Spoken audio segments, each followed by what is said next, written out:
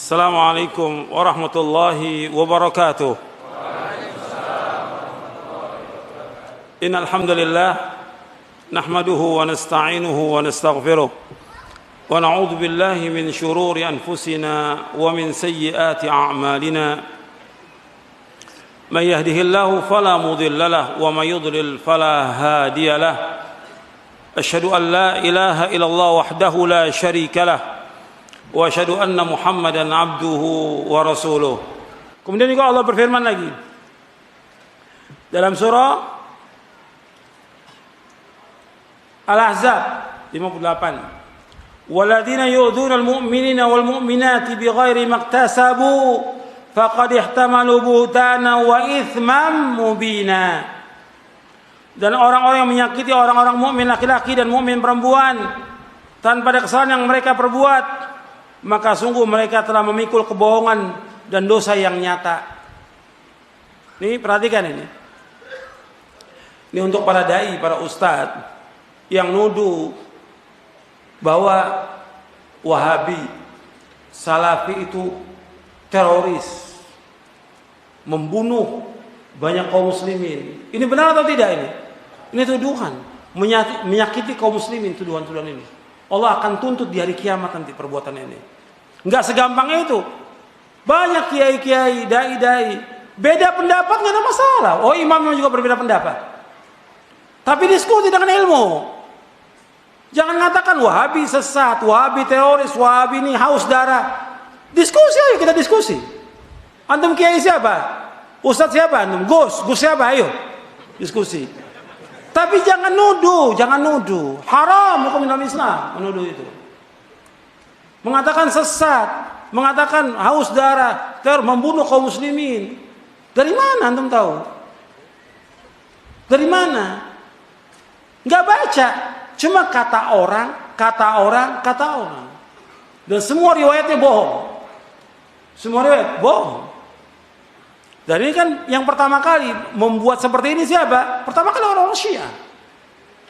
Yang pertama kali orang kafir. Kemudian tuduh lagi yang lain. Ya tentang mereka menuduh Wahabi. Kalau ditanya Wahabi siapa itu Wahabi?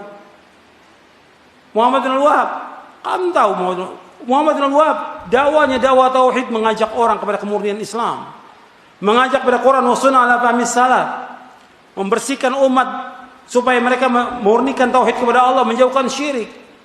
Beliau ini seorang mujaddid, reformer abad ke-12. Dan juga kalau disebutkan pada Wahabi kepada dia, enggak cocok. Karena Wahhab itu bapaknya Muhammad bin Abdul Wahhab. Mesti Muhammadi bukan Wahabi. Cuma karena dulu ada firqah yang sesat dulu pada abad kedua Hijriah, ada firqah yang sesat yang bernama Abdul Wahhab bin Abdurrahman bin Rustum. Dari mana? Dari Persia. Dia tinggal di mana? Di Maroko. Di Maroko dan daerahnya semuanya, Aljazair dan lainnya, dia berkuasa. Warisan dari bapaknya. Dia mempunyai aliran sesat, Khawarij, Ibadiyah, membunuh kaum muslimin. Dan dia menalkan dari kaum muslimin, mengkafirkan orang-orang Islam yang berbuat dosa besar. Ini namanya Abdul Wahhab bin Abdurrahman bin Rustum. Ini sesat. Dan udah gak ada lagi ajarannya. Sering para ulama menyebut tentang kesesatannya dia. Nah, dia ketika abad ke-12 datang Syekh Muhammad mendakwakan dakwah tauhid. Nah, difitnah. Oh, ini sama, mau disematkan apa ini? Muhammad bin Abdul Wahhab ini mendakwakan dakwah tauhid, menghancurkan kubur-kubur yang tinggi yang dibangun, melarang orang berbuat syirik, melarang orang berbuat bidah. Ini apa? Musuh nih.